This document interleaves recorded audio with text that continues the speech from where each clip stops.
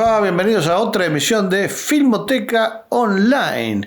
Hoy tenemos un episodio de una serie muy poco conocida, una serie documental llamada Supervivencia, que presentaba el famoso actor James Whitmore. En realidad eran una serie de documentales de investigación sobre distintos temas y el único episodio que tenemos acá en la Filmoteca es sobre Charlie Smith. Charlie Smith era un esclavo liberado que en el momento de la filmación de este episodio para la serie Supervivencia decía tener 120 años. Se murió creo que en el año 79 con más de 130 y hubo discusiones respecto de si efectivamente tenía esa edad o si había mentido. En estos casos uno está con John Ford, digamos, cuando la leyenda se vuelve realidad hay que imprimir la leyenda y eso es lo que hace el episodio de esta serie, porque utilizan a Charlie Smith para contar no tanto la cuestión de la esclavitud, que ya fue muy contada, sino la historia de permanente explotación que la población negra norteamericana atravesó y en algunos sentidos atraviesa todavía. Y que la biografía de Charlie Smith representa perfectamente bien, porque son años y años y años de esto en episodios relativamente poco conocidos de la historia norteamericana del siglo XIX y del XX. Está muy bien pensada la serie de manera muy simple, pero con muy buen material de archivo van a ver ustedes, sobre todo en el último tramo del episodio. Espero que la disfruten. Acaba entonces Supervivencia.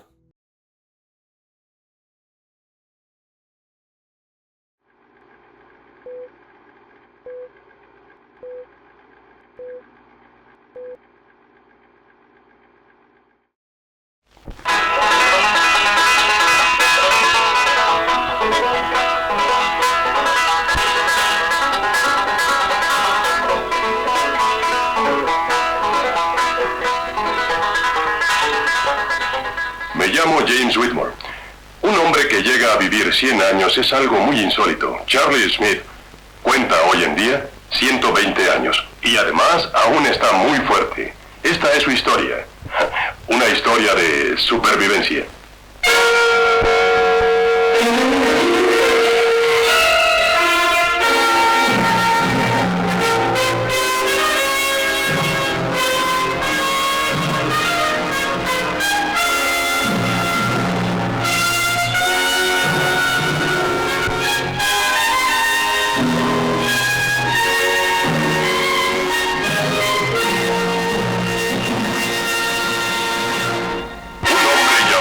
Charlie Smith.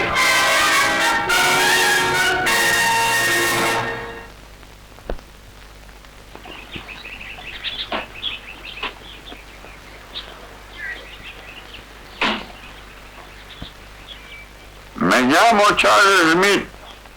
Vine a Florida en el año de la guerra hispanoamericana. Vivo actualmente en Bartow. Sí.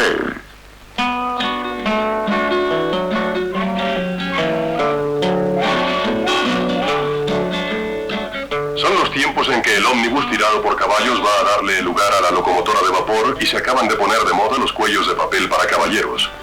La bicicleta tiene 20 años de inventada y el alfiler de seguridad solamente 5. La máquina de coser es una novedad y aún no se conocen el teléfono, la máquina de escribir, la ametralladora o los frascos con tapa de rosca que están todavía por inventarse.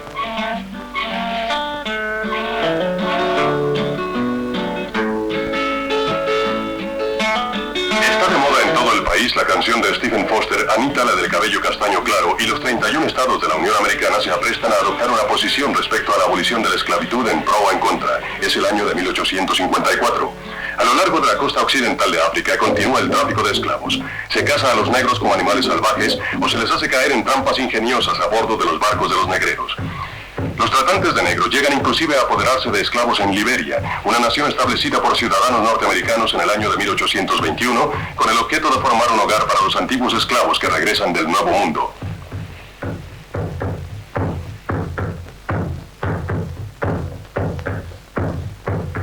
Un día de 1854, un muchacho de unos 12 años deambula por los muelles de Liberia y contempla los barcos extranjeros que se disponen a zarpar. Pronto habría de perder su nombre africano y su libertad para volver a ser conocido como Charlie Smith. Bien, la verdad no nos obligaron a subir al barco, aunque muchos digan que nos subían a la fuerza. Nos dijeron que a bordo del barco había un árbol muy adornado que daba jarabe dulce. Suban sin miedo, este arbolito será para ustedes. Y hay también un árbol que da dinero. Suban y agítenlo y todo el dinero que caiga será para ustedes. Claro que a nosotros nos entusiasmó. Cuando nos asomamos al puente ya estábamos muy lejos de la costa.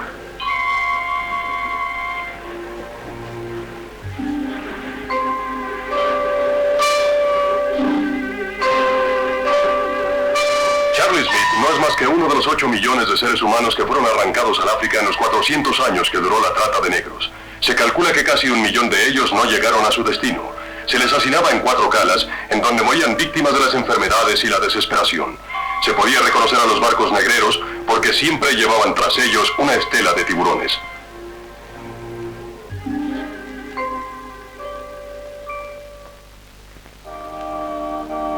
El día que el barco que transportó a Charles Smith llegó a Nueva Orleans, los Estados Unidos celebraban el 78º aniversario de su declaración de independencia. En el puerto, los negocios siguen su marcha como todos los días, y los esclavos se están vendiendo por cantidades hasta de $2,000 por cabeza.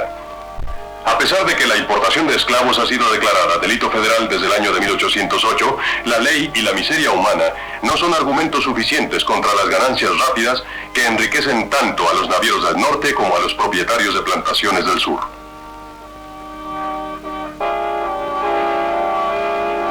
Yo fui vendido el 4 de julio. Me pusieron en la plancha para subastarme. Iba uno a dar con el mejor postor. Pero cada vez que me iban a sacar, el señor Smith decía, no suban a ese muchacho, es para mí. Bien, como era muy fuerte y muy rico, obedecieron sus órdenes. Debe haber pagado bastante por mí, pero no pujó en la subasta. Yo le decía a papá, me llevó a su finca que creo que estaba en las afueras de Galveston, Texas. Y ahí nos quedamos y cultivamos algodón y otras cosas. Sin embargo, él me llevó a su casa y me educó. Me hizo su criado. Por lo que me acuerdo, me trataban mejor de lo que me tratan ahora y nunca tuve necesidad de nada. Charles Smith fue uno de los pocos esclavos afortunados. Casi todos los demás tuvieron que soportar la más inicua degradación y la miseria. Algunos cuantos se rebelaban y huían, pero cuando los atrapaban sufrían los castigos más brutales. Para ejecutar esos castigos, los dueños de las plantaciones tenían verdugos profesionales.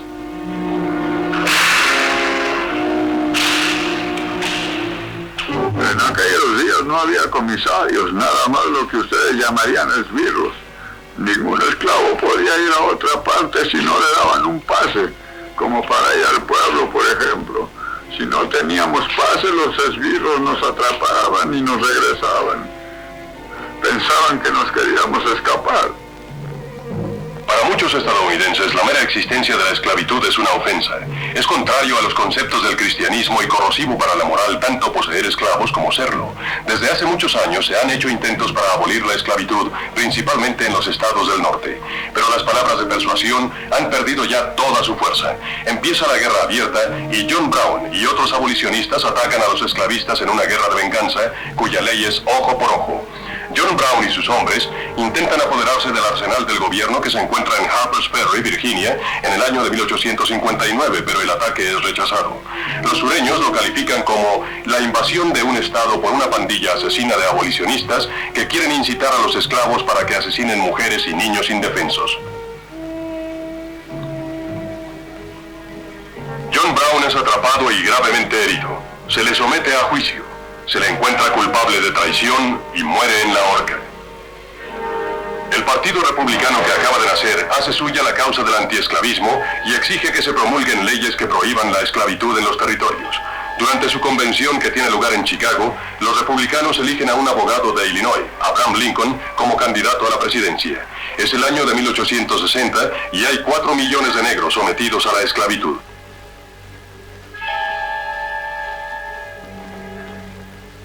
Aunque Lincoln ha anunciado que no pretende interferir con la esclavitud en los estados donde ya existe, el sur lo considera una amenaza para su modus vivendi. El 4 de febrero de 1861, varios estados del sur deciden separarse de la Unión Americana.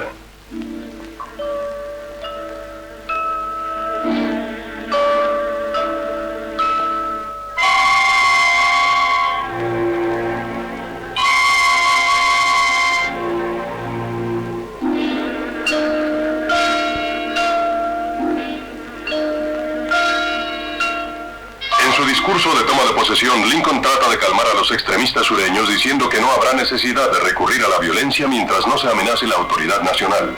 Pero 6 semanas después, las tropas confederadas convergen sobre Charleston, Carolina del Norte, atacan el fuerte Sumter y estalla la guerra civil.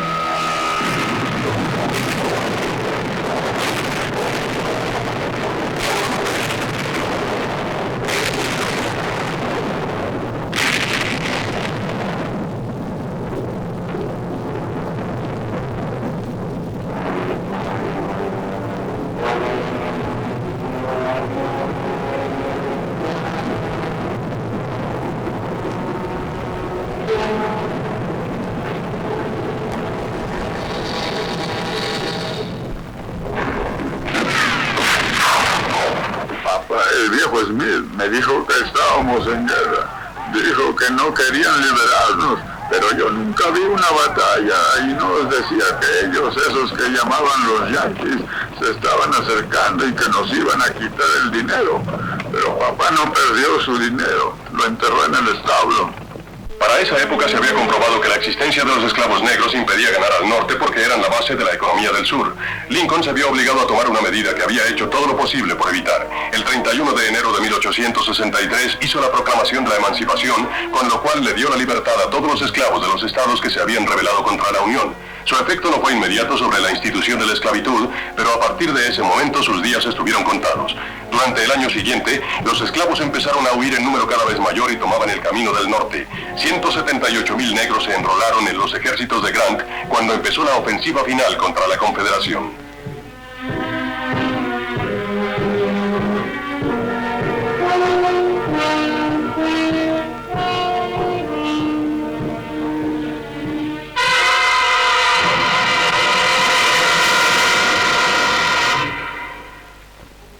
El 9 de abril de 1865 terminaron 4 años de guerra sangrienta. La institución de la esclavitud había sido destruida y la Unión Americana recuperó su integridad, pero el odio siguió asolando al país.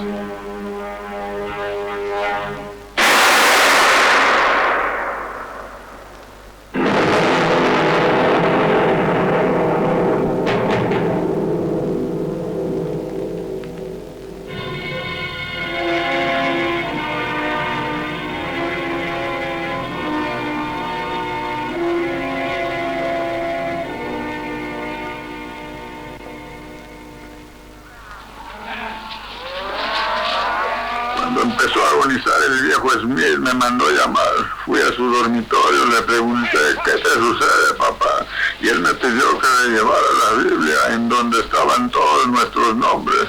La abrió en el Génesis y me dijo, pon tu mano ahí, te voy a dar órdenes. Se estaba muriendo, pero yo aún no lo sabía.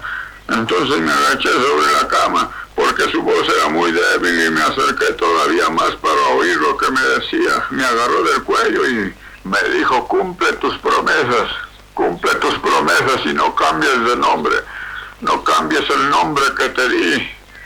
Él me puso Charlie. Yo seguí ahí parado leyéndole la Biblia y luego quiso decir algo, pero no dijo nada.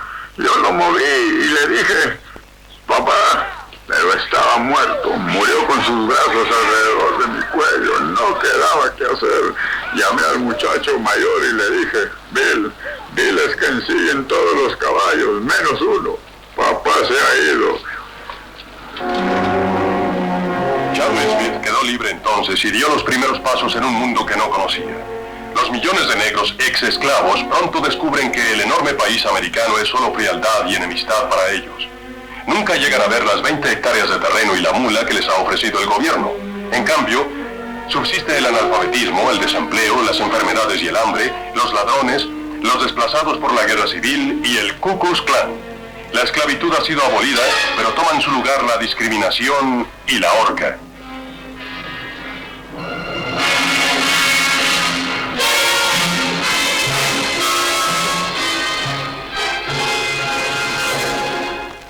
Los años que siguieron a la guerra civil fueron de infelicidad.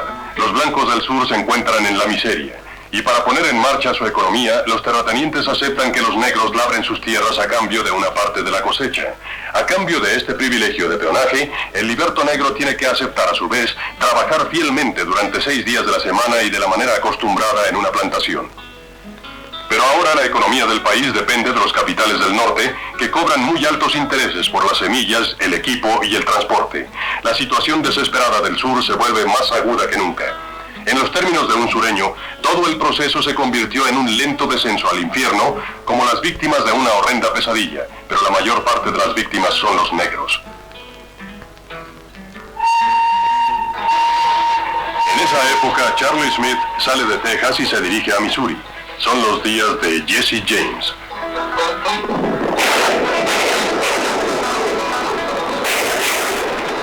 Jesse James era un vaquero y no empezó a robar dinero y a asaltar bancos nomás porque sí. La gente del ferrocarril fue la que obligó a Jesse James a volverse un forajido. Los del ferrocarril de San Francisco a Santa Fe lo trataron mal y eso hizo que fuera criminal, yo lo sé muy bien. A los 5 años de la Guerra Civil se hicieron 3 enmiendas a la Constitución que corrigieron los abusos del pasado reciente. La 13ª enmienda abolió la esclavitud. La 14ª prohibió a los estados privar de la vida, libertad o propiedades a una persona sin el debido proceso de ley. Y la 15ª prescribe que no se le debe obstaculizar a nadie el derecho a votar, sea el gobierno federal o de los estados, por motivos de raza, color o condición previa de servidumbre. Las leyes quedaron inscritas en los códigos, pero la 15ª enmienda fue ignorada en la mayor parte de los estados del sur. Se emplearon toda clase de trucos para impedir a los votantes negros que ejercieran sus derechos, y los negros no estaban en posición de luchar. Durante mucho tiempo tuvieron que soportar privaciones y humillaciones.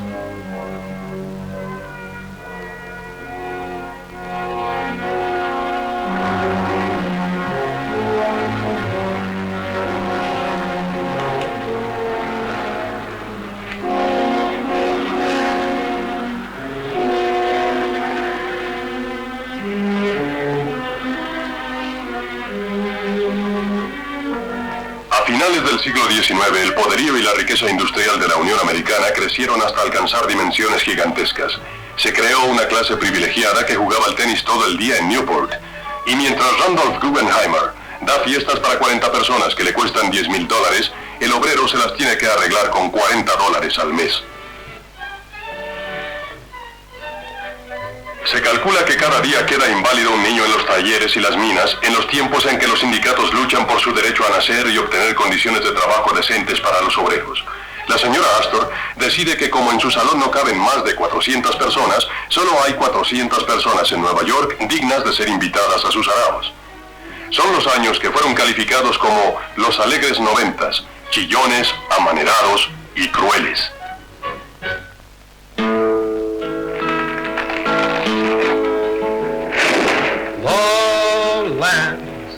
Lowlands, away my John, can't get along on cotton pay, oh my dollar a day. En la época de McKinley trabajaba yo empacando cajas de trementina a 60 centavos el millar. Si una persona ganaba $1 en un día, es que era muy buen trabajador. ¿Sabe usted? 75, 80 centavos al día era lo más que hacíamos. Yo lo sé porque yo ganaba 60 centavos llenando cajas. 60 centavos y 75 centavos y trabajaba uno por día, pero se trabajaban muchas horas, se trabajaba de un tirón, se trabajaba todo el día. No sabíamos lo que eran las horas, no se trabajaba por horas sino por día. Sí. En el año de 1904, en que se ve en los Estados Unidos cada vez menos campesinos y menos ciudades pequeñas, Teddy Roosevelt ofrece un trato justo al pueblo. Pero 3 años más tarde, la nación cae presa del pánico económico, y Roosevelt dice a la población: no cejen, no fallen, sigan en la raya. 2 años más tarde, el ciclo económico toma el camino ascendente de nuevo. Vuelve la confianza y Henry Ford anuncia su modelo T. Solamente va a construir ese modelo, anuncia, y se le entregará al cliente en cualquier color, siempre que sea negro.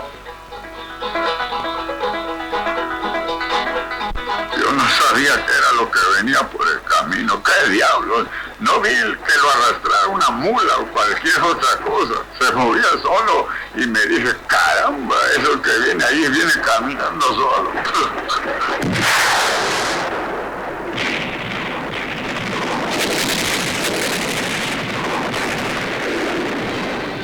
Al estallar la Primera Guerra Mundial, miles de negros abandonan el sur para ir a trabajar a las fábricas de municiones del norte.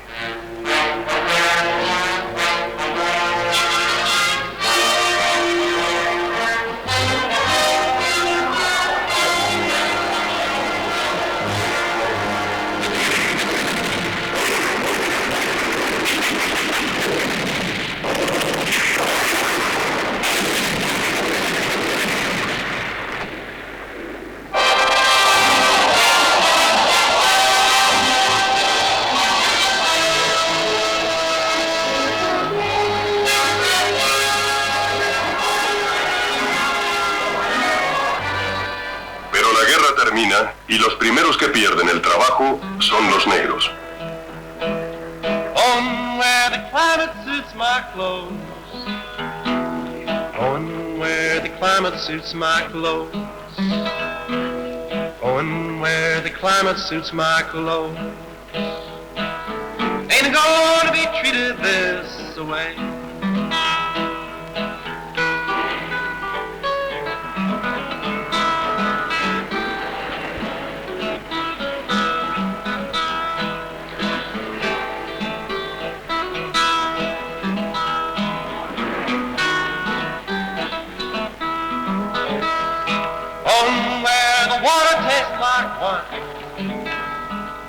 On where the water tastes like wine. On where the water tastes like wine. And I ain't gonna be treated this way. On where the chilly winds don't blow. On where the chilly winds don't blow. On where the chilly winds don't blow, Lord, Lord, and I ain't gonna be treated this way.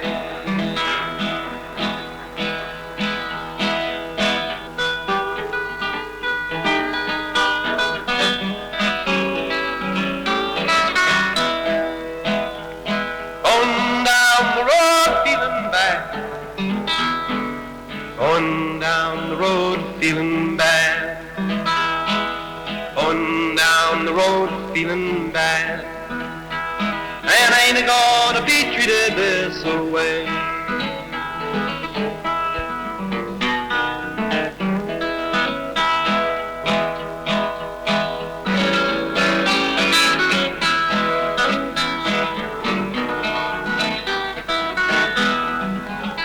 Cuando usted pasa por una ciudad de negros, ¿ha visto que un negro tenga una ferretería? Yo no lo he visto. ¿Usted ha visto un hombre de color conduciendo un tren de pasajeros? Uno de pasajeros. ¿Usted lo ha visto? Usted, señor, ¿lo ha visto? Pues nunca lo verá. Y un negro sabe bien cómo hacerlo, pero no lo dejan. Un hombre de color puede conducir un tren de troncos, puede llevar 12 carros hasta la línea principal, pero no puede conducirlo por la línea principal. Charlie Smith llegó a los Estados Unidos sin posesión alguna. Más de 100 años después, sigue siendo un hombre pobre. Pero tiene dos cosas cuya posesión estima en el más alto valor. Una carta del difunto presidente Kennedy y otra de los niños de una escuela de Orlando, Florida. En ambas le desean muchos años más de vida y mucha salud. Los niños de la escuela terminan su carta así: Señor Charlie Smith, esperamos que llegue usted a ser tan viejo como Matusalén. En mis condiciones, solo siento que habrá algunas cosas que no llegaré a ver. Creo que algunas cosas llegarán a ser perfectas, pero otras nunca llegarán a serlo.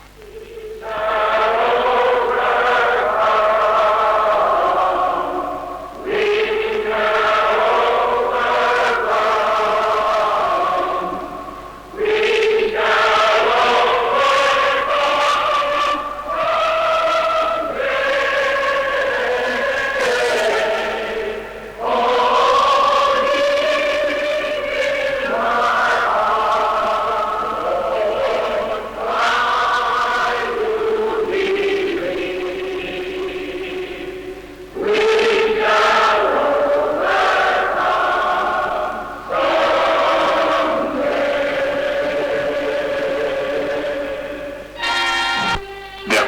las informaciones que hemos podido obtener, Charlie Smith tiene posiblemente entre los 118 y 122 años. Empezó a recibir los beneficios del Seguro Social cuando tenía 115 años de edad. Es el beneficiario más anciano registrado en el Seguro Social de los Estados Unidos. Obtuvo su ingreso a la institución del Seguro Social como pescador de frutos cítricos, para lo cual tenía que subirse a los árboles por una escalera y con una bolsa en la espalda.